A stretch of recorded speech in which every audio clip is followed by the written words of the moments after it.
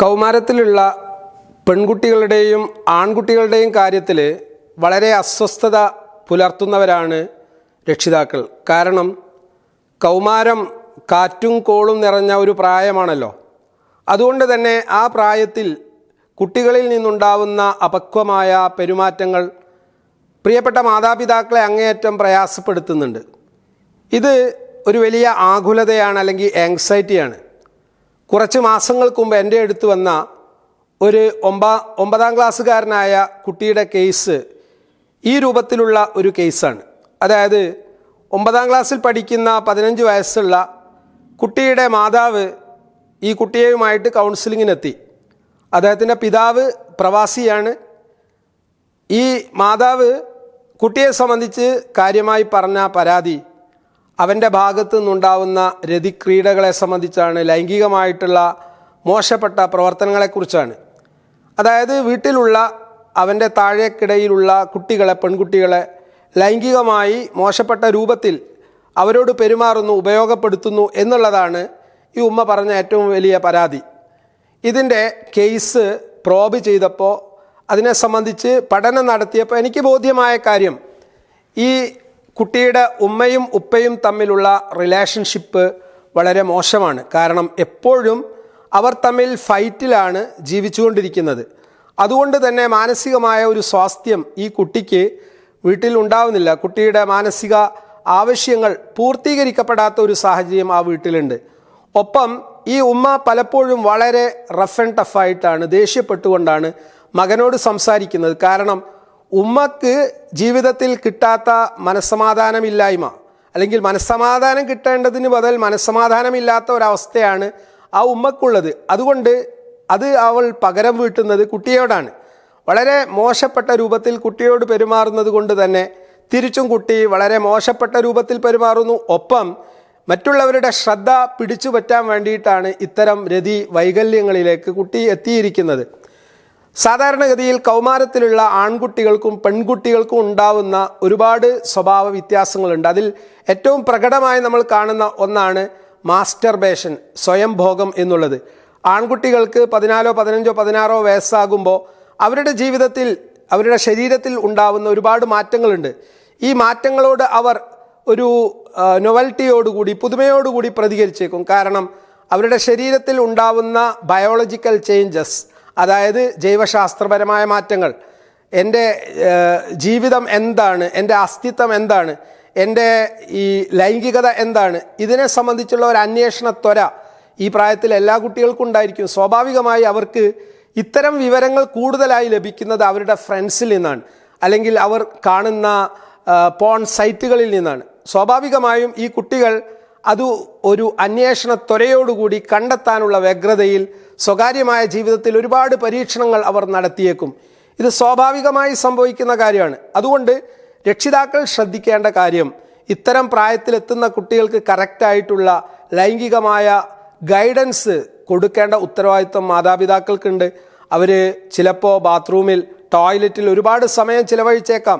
എന്നാൽ അവരുടെ സ്വകാര്യത നഷ്ടപ്പെടുത്തുന്ന രൂപത്തിൽ, അവിടെ ഫ്രസ്ട്രേഷൻ ഉണ്ടാക്കുന്ന പെരുമാറ്റം രക്ഷിതാക്കളിൽ നിന്നുണ്ടായിട്ടുണ്ടെങ്കിൽ ആ കുട്ടി ഏറ്റവും മോശപ്പെട്ട രൂപത്തിലായിരിക്കും രക്ഷിതാക്കളോട് പ്രതികരിക്കുക. കാരണം അവൻ ഒരുപാട് പരീക്ഷണങ്ങൾ നടത്തിക്കൊണ്ടിരിക്കുന്ന ഒരു പ്ലേസായിട്ട് ടോയ്ലറ്റ് മാറുകയാണ്. അതുകൊണ്ട് ആ പ്രായത്തിൽ കുട്ടികൾ കൂടുതൽ സമയം ടോയ്ലറ്റിൽ ചിലവഴിക്കുമ്പോൾ അവർക്ക് ഏറ്റവും കറക്റ്റായിട്ടുള്ള, ശരിയായിട്ടുള്ള ഗൈഡൻസും സപ്പോർട്ടും മാർഗനിർദ്ദേശങ്ങളും ലൈംഗിക വിദ്യാഭ്യാസവും നൽകേണ്ട ഉത്തരവാദിത്വം ഉമ്മമാർക്കും ഉപ്പമാർക്കും ഉണ്ട്. പ്രത്യേകിച്ച് കൗമാരത്തിൽ ആർത്തവത്തിലേക്കെത്തുന്ന, മെൻസ്ട്രേഷനിലേക്കെത്തുന്ന ഒരു പെൺകുട്ടിയെ സംബന്ധിച്ചിടത്തോളം അതിനെ സംബന്ധിച്ച് ഒരുപാട് ആകുലതകൾ, ഒരുപാട് ടെൻഷൻസ് ഉണ്ടായിരിക്കും.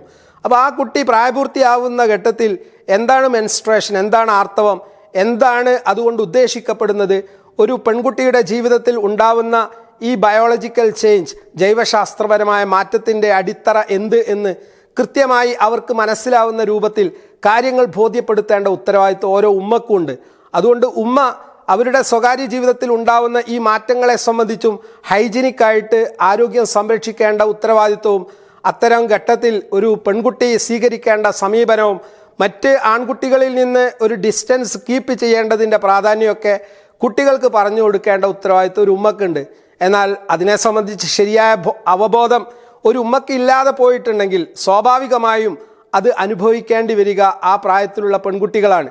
ഇവിടെ മാസ്റ്റർബേഷൻ ആണെങ്കിലും അതുപോലെയുള്ള കാര്യങ്ങളിലൊക്കെ കുട്ടികൾ മുഴുകുമ്പോൾ അതിനോട് കൃത്യമായിട്ട് അവർക്ക് മനസ്സിലാവുന്ന രൂപത്തിൽ പോസിറ്റീവായി പ്രതികരിക്കാനും കാര്യങ്ങൾ പറഞ്ഞു കൊടുക്കാനും സ്വയം ഭോഗത്തിൻ്റെ തിക്തഫലങ്ങൾ എന്ത് എന്നവരെ ബോധ്യപ്പെടുത്താനും രക്ഷിതാവിന് സാധിക്കണം. നേരെ മറിച്ച് ഇത്തരം കാര്യങ്ങൾ അവരുടെ ജൈവശാസ്ത്രപരമായ പ്രത്യേകതയുടെ ഭാഗമായിട്ട് ജീവിതത്തിൽ സംഭവിക്കുമ്പോൾ എല്ലാറ്റിനോടും നോ പറയുന്ന, ചെയ്യരുത് എന്ന് മുടക്കുന്ന അല്ലെങ്കിൽ നോ പറയുന്ന ഒരു സ്വഭാവമാണ് രക്ഷിതാവ് എടുക്കുന്നതെങ്കിൽ അതെല്ലാം പരീക്ഷിച്ചറിയാനും അന്വേഷിക്കാനുമുള്ള ത്വരയായിരിക്കും ഈ പ്രായത്തിൽ കുട്ടികൾക്കുണ്ടാവുക. അതുപോലെ തന്നെ ഏറ്റവും പ്രധാനപ്പെട്ട മറ്റൊരു കാര്യമാണ് ഹോമോസെക്സ്വാലിറ്റി, സ്വവർഗരതി എന്നുള്ളത്. സ്വവർഗരതിയിലേക്ക് ആൺകുട്ടികൾ പോകാൻ സാധ്യതയുണ്ട്, പെൺകുട്ടികൾ പോകാൻ സാധ്യതയുണ്ട്. ലെസ്ബിയനിസം എന്നുള്ളത് പ്രൊമോട്ട് ചെയ്യപ്പെടുന്ന ഒരു കാലഘട്ടത്തിൽ പെൺകുട്ടികൾക്കിടയിലുള്ള സ്വവർഗരതി പ്രൊമോട്ട് ചെയ്യുന്ന ഒരു കാലഘട്ടത്തിലാണ് നമ്മൾ ജീവിക്കുന്നത്. അതുകൊണ്ട് അത്തരം സോഷ്യൽ മീഡിയ ടിപ്സ് ലഭ്യമായ കരസ്ഥമാക്കിയ അറിവ് സമ്പാദിച്ച ഒരു പെൺകുട്ടിയെ സംബന്ധിച്ചിടത്തോളം 16-ാമത്തെ വയസ്സിൽ അല്ലെങ്കിൽ 15-ാമത്തെ വയസ്സിൽ ഇത്തരം കാര്യങ്ങൾ അന്വേഷിക്കാനും കണ്ടെത്താനും വേണ്ടി അവൾ സൗഹൃദങ്ങൾ ഉപയോഗപ്പെടുത്തിയേക്കാം. അതുകൊണ്ട് ഇത്തരം ലെസ്ബിയനിസം, സ്വവർഗരതി ഉണ്ടാക്കുന്ന തിക്തഫലങ്ങൾ എന്ത് എന്ന് വളരെ ഗുണകാംക്ഷയോടുകൂടി കുട്ടികളെ ബോധ്യപ്പെടുത്തുക എന്നുള്ളത്, പ്രത്യേകിച്ച് ഹോസ്റ്റൽ ലൈഫൊക്കെ നയിക്കുന്ന കുട്ടികൾക്ക് ശരിയായിട്ടുള്ള ഗൈഡൻസ് കൊടുക്കേണ്ട ഉത്തരവാദിത്വം രക്ഷിതാക്കൾക്കുണ്ട്. മാസ്റ്റർബേഷൻ ആണെങ്കിലും ഹോമോസെക്സ്വാലിറ്റി ആണെങ്കിലും സെക്സ്വൽ പെർവേഷൻ ആണെങ്കിലും അതിനെയൊക്കെ കുറിച്ച്, അതുപോലെ തന്നെ ഏറ്റവും പ്രധാനപ്പെട്ട മറ്റൊരു മേഖലയാണ് പോൺ എഡിക്ഷൻ എന്നുള്ളത്. ഈ നഗ്നമായ വീഡിയോസ്, ചിത്രങ്ങൾ നിരന്തരം കാണുകയും ആ ഒരു എഡിക്ഷനിലേക്ക് നീങ്ങുന്ന സാമൂഹ്യ സാഹചര്യം ഇന്ന് വളരെ കൂടുതലാണ്. കാരണം ഇന്ന് ലോകത്ത് വിപണിയിൽ നടന്നുകൊണ്ടിരിക്കുന്ന ഏറ്റവും വലിയ കച്ചവടമാണ് സെക്സ് ഇൻഡസ്ട്രി അല്ലെങ്കിൽ പോൺ സൈറ്റുകൾ എന്നുള്ളത്. നമ്മുടെ കൗമാരത്തിലുള്ള ആൺകുട്ടികളും പെൺകുട്ടികളും ഇത്തരം സൈറ്റുകളിൽ പോയി ഒരുപാട് വീഡിയോസ് ഡൗൺലോഡ് ചെയ്യുന്നു, കണ്ടുകൊണ്ടിരിക്കുന്നു. ഇത് അവരെ പഠനത്തിൽ നിന്നും അവരുടെ ജീവിതത്തിൻ്റെ ഏറ്റവും പ്രധാനപ്പെട്ട ഉദ്യമങ്ങളിൽ നിന്നും ഡൈഗ്രസ് ചെയ്യാൻ പ്രേരിപ്പിക്കുന്നുണ്ട്. കാരണം അതൊരു എഡിക്ഷൻ സ്റ്റാറ്റസിലേക്ക്, അത് രോഗാവസ്ഥയിലേക്ക് എത്തിയിട്ടുണ്ടെങ്കിൽ കോൺസെൻട്രേറ്റ് ചെയ്യാൻ അവർക്ക് സാധിക്കില്ല, കാര്യങ്ങൾ ഓർത്തു വെക്കാൻ സാധിക്കില്ല, സമൂഹത്തോട് നല്ല രൂപത്തിൽ പെരുമാറാൻ സാധിക്കില്ല. ഒരു സോഷ്യൽ ഐസൊലേഷൻ ആയിരിക്കും അവർക്കുണ്ടാവുക. സമൂഹത്തിൽ നിന്ന് മാറി നിൽക്കാനും ഫ്രണ്ട്ഷിപ്പ് കീപ്പ് ചെയ്യാതിരിക്കാനും മറ്റ് പ്രധാനപ്പെട്ട കർത്തവ്യങ്ങളിൽ വ്യാപൃതരാവാതിരിക്കാനും അലസത എന്നുള്ളത് ഏറ്റവും പ്രധാനപ്പെട്ട ഒരു ബൈ റിസൾട്ടാണ്. ഇതൊക്കെ നമ്മുടെ കുട്ടികൾക്ക് സംഭവിക്കാൻ പോകുന്ന അപകടങ്ങളാണ് എന്ന് ശരിയായിട്ടുള്ള ഗൈഡൻസ് കൊടുക്കേണ്ട ഭാരിച്ച ഉത്തരവാദിത്വം ഓരോ രക്ഷിതാവിനുണ്ട്. അതുകൊണ്ട് ജീവിതത്തിൻ്റെ ഓരോ ഘട്ടങ്ങളിലും സംഭവിക്കുന്ന മാറ്റങ്ങൾ എന്ത് എന്ന് ശരിയായ സ്രോതസ്സിൽ നിന്ന് കുട്ടികൾക്ക് വിജ്ഞാനം നൽകുക എന്നുള്ളതാണ് ഓരോ രക്ഷിതാവിൻ്റെയും ഏറ്റവും പ്രധാനപ്പെട്ട ബാധ്യത. ആ ബാധ്യതാ നിർവഹണം നമ്മൾ നിർവഹിച്ചിട്ടില്ല എങ്കിൽ മോശപ്പെട്ട സ്രോതസ്സുകളിൽ നിന്ന് കുട്ടികൾക്ക് മോശപ്പെട്ട വിവരങ്ങൾ സമ്പാദിക്കാൻ സാധിക്കും. ഇത് മിസ് ഗൈഡൻസ് ആണ്, മിസ് ഇൻഫോർമേഷനാണ് അവരുടെ ജീവിതത്തിൽ കൊണ്ടുവരിക. സ്വാഭാവികമായും ജീവിതത്തിൽ വലിയ പരാജയങ്ങൾ ഏറ്റുവാങ്ങാൻ ഇത്തരം മിസ് ഇൻഫോർമേഷൻ അവരെ പ്രാപ്തമാക്കും എന്നുകൂടി ഓരോ രക്ഷിതാവും മനസ്സിലാക്കിക്കൊണ്ട് ഏറ്റവും നല്ല രക്ഷിതാവാകുന്ന ഓരോ വ്യക്തിയും കുട്ടികളുടെ ബയോളജിക്കൽ ഗ്രോത്ത്, ജൈവശാസ്ത്രപരമായ വളർച്ചയ്ക്ക് അനുഗുണമായി അവർക്ക് കൃത്യമായിട്ടുള്ള സെക്സ് എഡ്യൂക്കേഷൻ, ലൈംഗികമായ വിദ്യാഭ്യാസം, ലൈംഗികമായ മാർഗനിർദ്ദേശം നൽകാൻ തയ്യാറാവുക എന്നുള്ളത് മാത്രമാണ് പരിഹാരം. എൻ്റെ അടുത്ത് വന്ന കൗൺസിലിംഗ് കേസിൽ ആ രക്ഷിതാവ് പരാതിപ്പെട്ട പരാതിയുടെ പ്രധാനപ്പെട്ട കാരണം മനസ്സിലാക്കിക്കൊണ്ട് അതിന് പരിഹാരം നൽകാൻ നമുക്ക് സാധിച്ചു. കാരണം ഈ കുട്ടിക്ക് ശരിയായിട്ടുള്ള ഗൈഡൻസും മോട്ടിവേഷനും നൽകിയപ്പോൾ ഈ ഒരു മോശപ്പെട്ട അവസ്ഥയിൽ നിന്ന് മാറി നിൽക്കാൻ ആഴ്ചകൾ കൊണ്ട് അവന് സാധിച്ചു.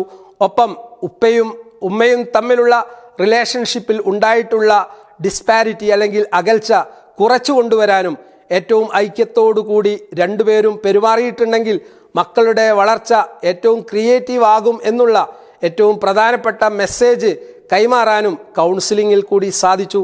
യഥാർത്ഥത്തിൽ കൗൺസിലിംഗ് എന്നുള്ളത് പ്രശ്നങ്ങൾ അനുഭവിക്കുന്ന ആളുകളുടെ പ്രശ്നങ്ങൾക്ക് പരിഹാരത്തിന് അവരെ തന്നെ പ്രാപ്തമാക്കുക എന്ന ഏറ്റവും ഉദാത്തമായ പ്രക്രിയയാണ്. ലോകത്ത് ജീവിക്കുന്ന ഒട്ടുമിക്ക ആളുകളും ഇത്തരത്തിലുള്ള വ്യത്യസ്ത പ്രശ്നങ്ങൾ അനുഭവിക്കുന്നവരാണ്. ആ പ്രശ്നങ്ങളിൽ നിന്ന് മോചനം തേടാനുള്ള മാർഗങ്ങൾ നമ്മുടെ ചുറ്റുപാടും ഇന്ന് നിലവിലുണ്ട്. പുളിക്കൽ ആസ്ഥാനമായി പ്രവർത്തിക്കുന്ന കൗൺസിലിംഗ് സെൻറ്റർ ഈ ചൈതന്യം തീർച്ചയായും ഇത്തരത്തിലുള്ള ഒരുപാട് ട്രെയിനിങ് പാക്കേജുകൾ പാരൻസിനും കുട്ടികൾക്കും അധ്യാപകർക്കും നൽകിക്കൊണ്ടിരിക്കുന്നു. ഈ ചൈതന്യത്തിൻ്റെ ഈ സേവനങ്ങൾ നിങ്ങൾ സ്വായത്തമാക്കുക എന്ന് ഈ പ്രത്യേകം ഉണർത്തുകയാണ്. ദൈവം അനുഗ്രഹിക്കട്ടെ. Thank you.